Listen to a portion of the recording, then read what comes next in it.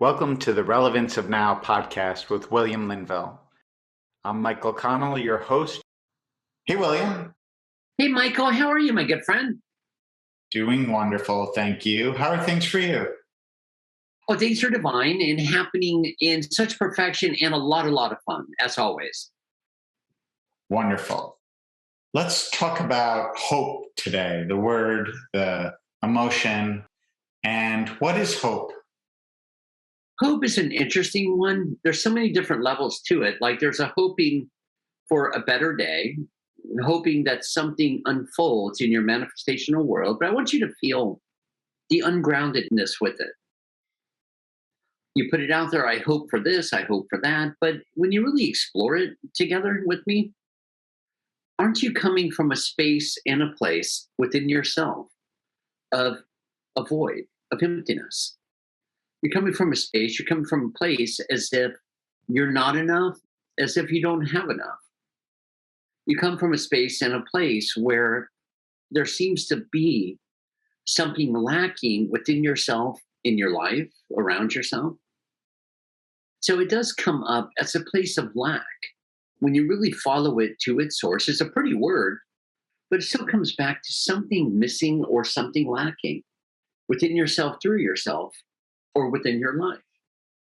So, what is it like, Michael, when we step back, we take a breath, we decompress, deep sigh, to really just right here, right now, acknowledge what is? Even acknowledging how magical, miraculous you are, just feeling for a moment your healthy, whole, and completeness, that sense of no wantings and needing of no thing. Just as we go there, though, what does that feel like? What is that like? To be in a space, to be in a place where we can take a breath, where we can really just open up, we can really just decompress. Yeah, it's a feeling of ease. And wholeness. That right now we can take another breath, looking around at all of our perceivable reality, really taking it to heart for a moment that, hey, I, as creator, have created this and it is good or perfect. You perfectly created these scenarios, these realities, but also you stepping back, becoming healthy, whole, and complete, mind, body, and spirit within yourself and as yourself, where you feel and experience the wholeness, but you also feel and experience how everything is really okay. And you, as creator, that have created this, great. Now, is there something I would like more of? Is there something I would like to be different in my perceivable created reality?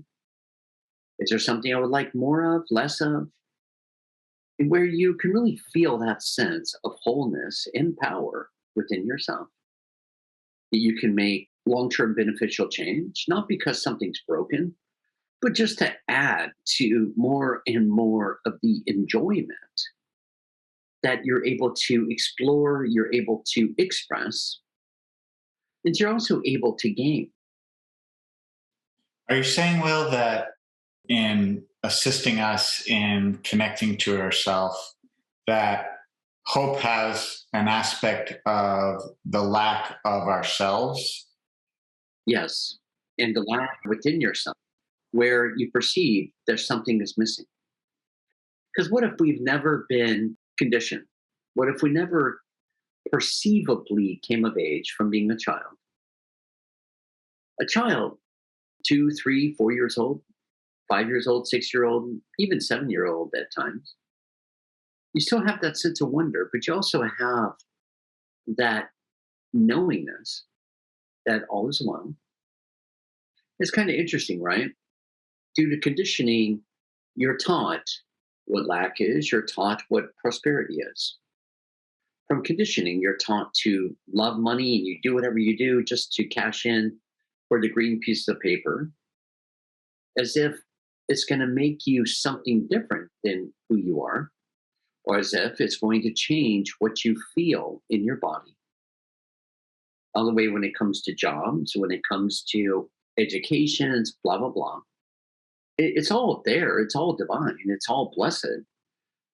But the part always wonders to me, makes me wonder, I mean, is that how or why would any of that have so much power to affect or change how you feel within yourself?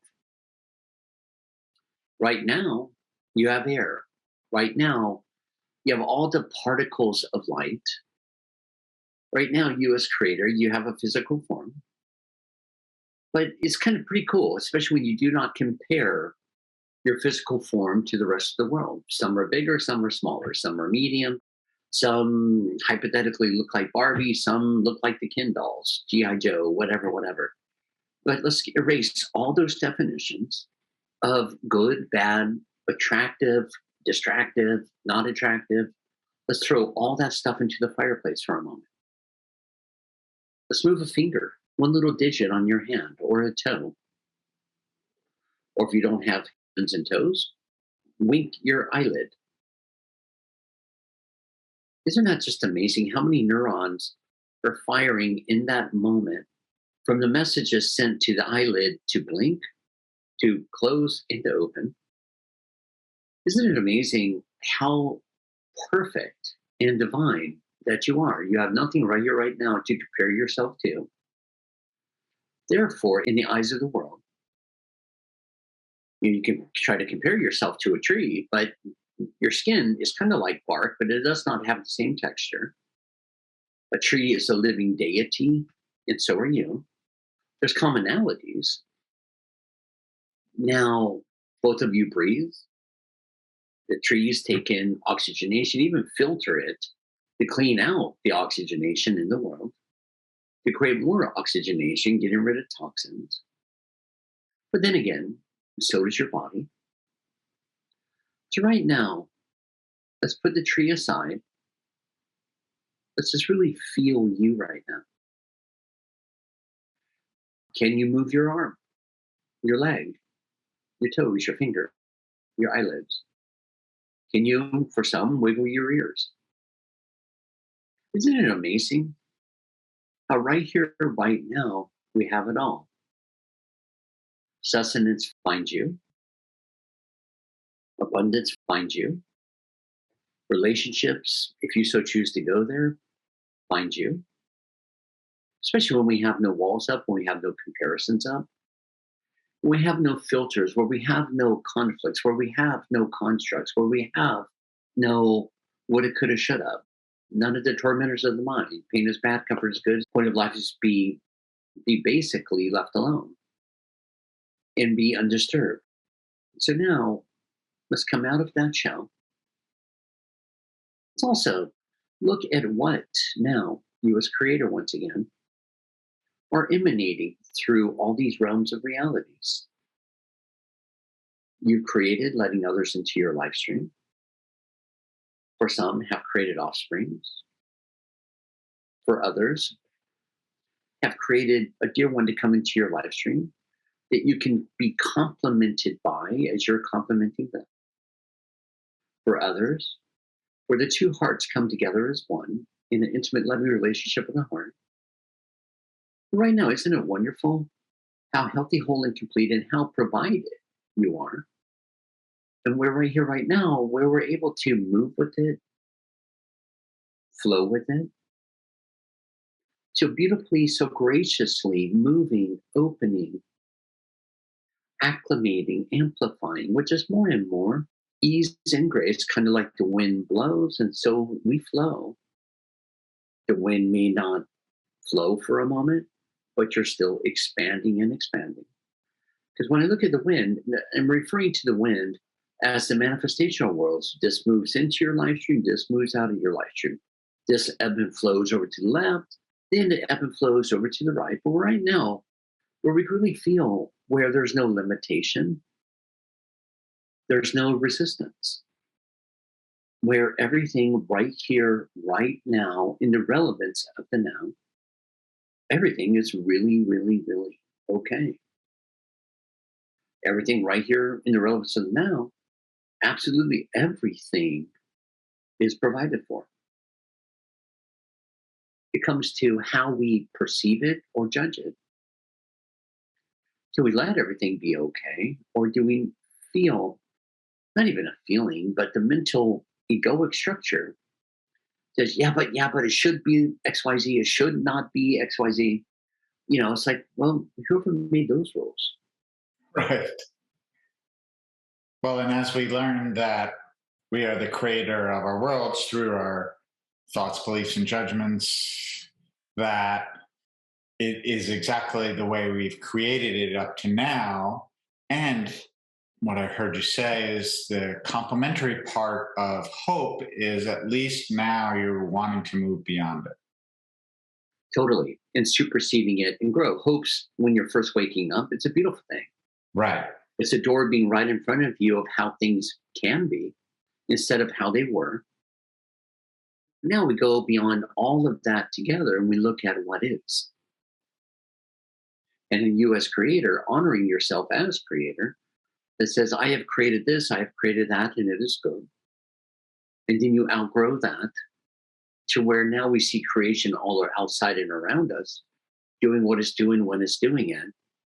But yet we're in it, but we're not of it. We're beyond creating it. It's how we flow through it. It reminds me of an example. Just it's kind of like a head game, but it's more of a heart game. Here we have two couples. One are yelling and screaming at each other. The other one are loving and embracing one another. Now, here's the question involved. Can you see a difference in comparison to them both? It seems like a trick question. No, it's a question about judgment. Both couples are still creator waking up from their own creation. The one that are loving, embracing one another, of course, that feels different when you look at it. But you can feel all that love. But still, their creator ascending and ascending in vibrational frequencies and megahertz of light to higher states of light, higher states of love, higher states of consciousness. The one over to the left that are yelling, screaming, blah, blah, blah. Yeah, they're still two facets of creator attempting to work out their issues, but also ascending in acceleration, coming up to love, not falling in love because you fall. That's not so much love. You're arising and arising and arising to higher states of consciousness, higher states of love. So both of them are doing the same thing as creator creating with incarnate. But now we have both of them arising and arising to love as creator expressing through their own physical incarnational realms to where therefore there's truly no difference. Wow. That's beautiful. But it says a lot, right? About not judging your creations. In all reality, those couples do not reflect myself. I do not reflect the couples. I am myself as creator incarnate. They are themselves in creator incarnate, all just at different places along their own journey. Does it mean I have internal struggles because I'm watching it? Of course not. If I'm watching over here and I'm watching the loving couple, do I have a longing, a yearning, a desire? No. Because that's their journey, once again, not mine. Where we become clearer, lighter, brighter, sharper, and more open than ever. Where you are that light, you are that love, that you're looking through the body's eyes from your true self rather than the action, words, and deeds of others. And I imagine, William, that a number of people come to you in a state of hope In yearning for something different. and what's a distinction that you share with them that assists them to ascend beyond it? I connect with them and I have both of us put their whole life outside of themselves because that's where it belongs. Now we connect with yourself. Now we ask ourselves, as we see the job, as we see maybe a relationship or the absence of, whether we see kids, whether we see friendships, camaraderies, and everything else in between. We put it all outside of them. We connect together and we ask ourselves, as now we can see it outside of ourselves where it belongs, where it's not even really about yourself at all. We look at all of these situations, all of these scenarios. If there's blockages, so be it. We address the blockages. But right now, we ask ourselves, okay, out here, this is just what is, hands down, period. Now, what is it that you would enjoy more of? Are you enjoying the hang up in this relationship? Many get a little bit alarmed. And the reason they get alarmed is their egos go into my husband, he never puts down the toilet seat and he blah blah blah. So that in my own ego consciousness says he does not love me. And the part they get alarmed by is when I say, sweetheart, why don't you just leave him? Chalk it off as a pet project, move on. Because it's calling the bluff on the ego. Well, I can't. I just can't walk away and blah blah. Yeah, you can. No one's keeping you there. No one's putting the lead weight around your ankle. No one's putting weights around your neck and getting ready to drown you. There's no reason in this whole universe why you cannot just decompress. Say, okay, well, the toilet seat being down is more important to me than the dear one over there. So I'm going to walk away and I'm going to find my own place where I can put my own toilet seat up or down in my own wishes. I'm going to find someone or something, blah, blah, blah, that I can feel loved by. Unfortunately, dear ones go out and buy all these animals and whatever, and hoping that they'll feel that love. But the blockage isn't with the partner, it's not with the animal, it's within themselves of that little tiny terrorist sergeant in the ego saying, it's got to be this way, that way, that way, that way, period. And if it's not, there's something wrong with everyone else. No, there's really something to really question about that. The little tiny terrorist and sergeant saying how your life has to be or has to look, but you're missing the whole point because your life looks like what it looks like now. What are you willing to do about it? And what are you willing to accept when it all comes up to it? Because you watch squabbling, right? So many dear ones get divorced around money. No, money's just the activator that says, you're not doing what I think you should do it. Is it really about paper? No. Is it really about coins? No. That's all about what I think you should be or do or say for my own happiness. Or in this case, for my own perceptional safety. And when you share these types of things with people and their ego comes up and they have resistance, Yeah. is the hardest thing for them to just move beyond their fears and take a different action? The hardest thing for them would be to let go, let everything be okay.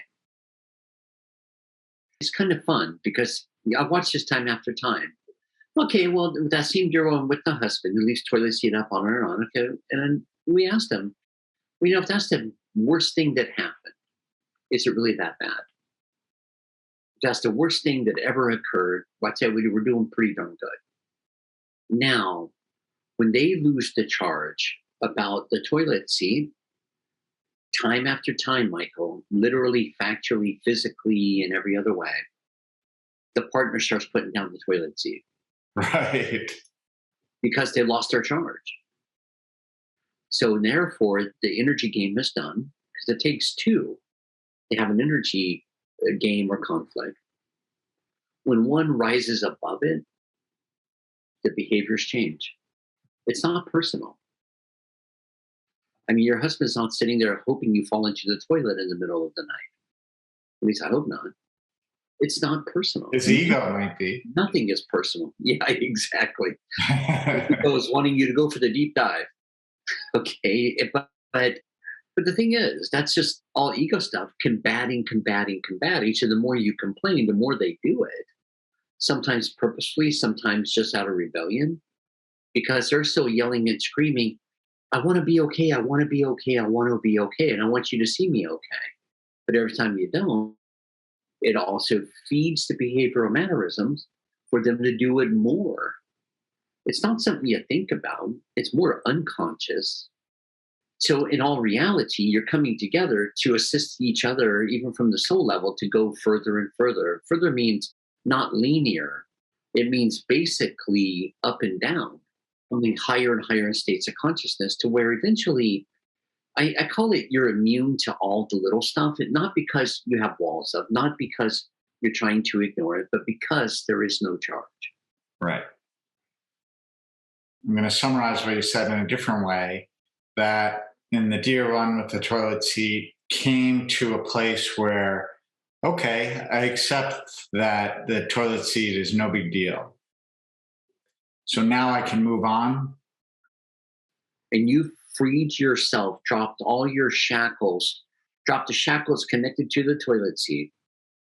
You dropped all that to allow for yourself to go beyond it and literally accelerating faster and faster and faster because all of it comes back to the same thing.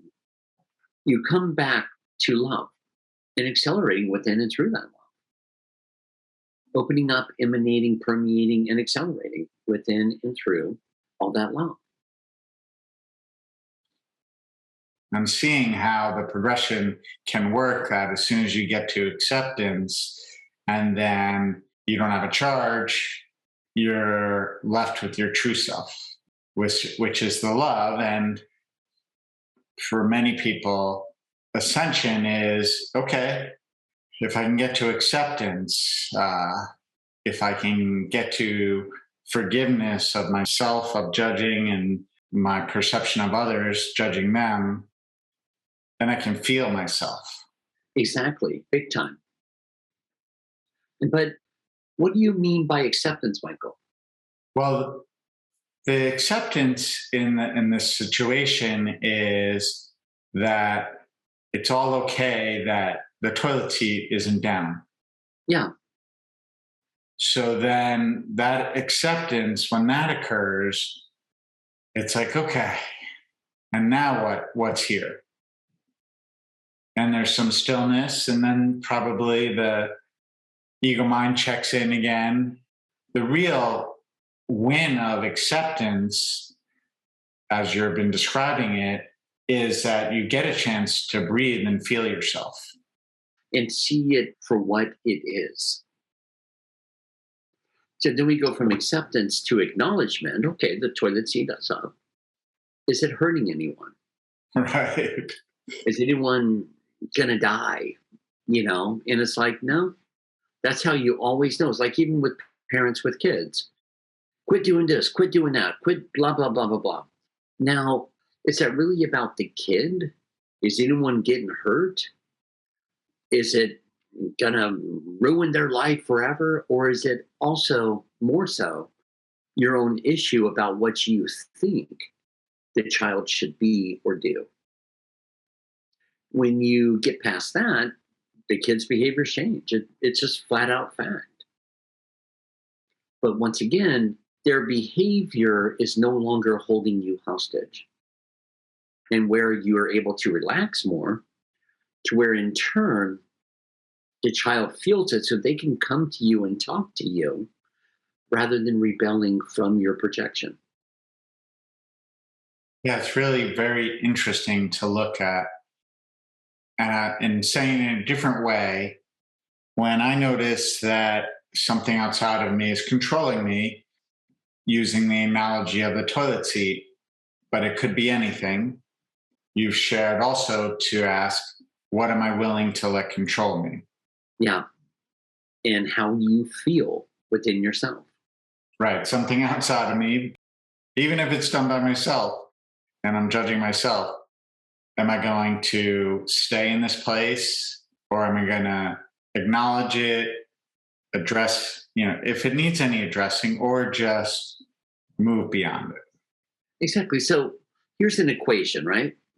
If someone came, broke into your garage or whatever it may be, and stole your automobile, what would be the process through that? Because this is where dear ones get caught up. And I'm trying to make this as real as possible for everyone in your day-to-day life. So first, I would say acknowledge the situation. Okay, maybe the lock in the garage is broken. They broke the door open. They stole the car and whatever, whatever. Stop. Let's take a breath. Ah, it's not about me and it's not personal. But what if I left the garage door open? Well, it's still not about you. You Okay. didn't force them to come in and take your car. I guess it would probably be more beneficial that you did because you wouldn't have a broken garage door. That's true. But when you do this, it's just kind of like a systems check, right? You acknowledge the situation. So we're not pretending like it didn't happen. Those are just head games. We can have fun with it. Well, obviously, they needed a car more than I did. Now, let's acknowledge the situation. Let's take the appropriate steps. Okay, you call the cops or you do whatever you do to report it. And then we maybe start deciding to close the garage door. And then the car shows up from the cops, totally totaled, on and on and on. Can you look at the beauty in that? You're getting a new car out of someone breaking into your garage and stealing your car. You're getting an upgrade, technically. So, how does it become personal? Because this is where I promise you a better car is going to come along, but it's still not personal. They weren't home saying, huh, I wonder how I can torment Michael today in like the magnifying glass with ants and all that fun stuff. I wonder how I can torture him. I wonder how I can punish him. I wonder, blah, blah. This isn't what's going through their head. They can care less. They go into the midbrain, say, there's a car, I want it. Great. Bless it, take it, do what you got to do because I can use a new car anyways. So here's kind of the funny part. Well, why did I create that? Well, what if it's the universe giving you what you've really been asking for? Because over the last 6 months, you've been complaining about the car. You wanted something new. You wanted something different. So isn't that kind of the universe pushing it to occur to put you in a position of buying a new car that you've been asking for anyways? And at times, maybe a new garage door too. Maybe get the ones that fold up. Maybe get the ones that look like barn doors.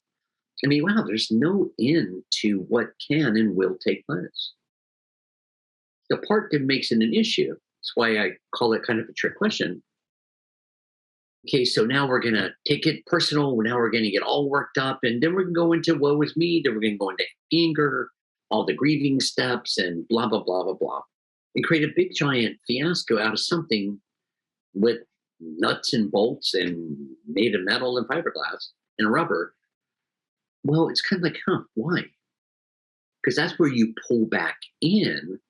Now you're going into battle mode against the world for the humanity and the universe.